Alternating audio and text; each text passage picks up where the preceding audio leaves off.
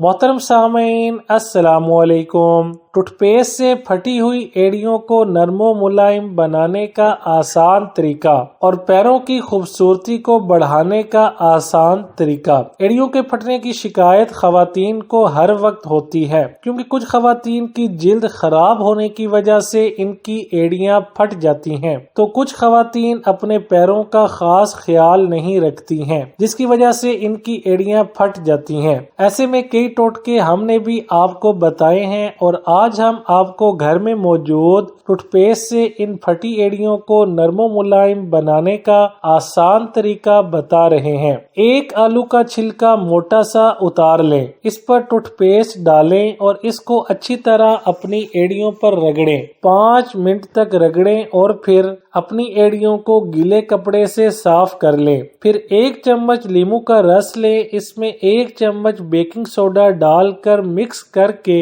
एड़ियों पर लगाएं और रोजाना एड़ियों में गर्म पट्टी बांधकर सोएं। इस तरीके से आपकी एड़ियां नरमो मुलायम हो जाएंगी। वीडियो अच्छी लगे तो लाइक, शेयर और चैनल को सब्सक्राइब करने के साथ कमेंट बॉक्स में अपनी राय का इजहार करना ना भूलें।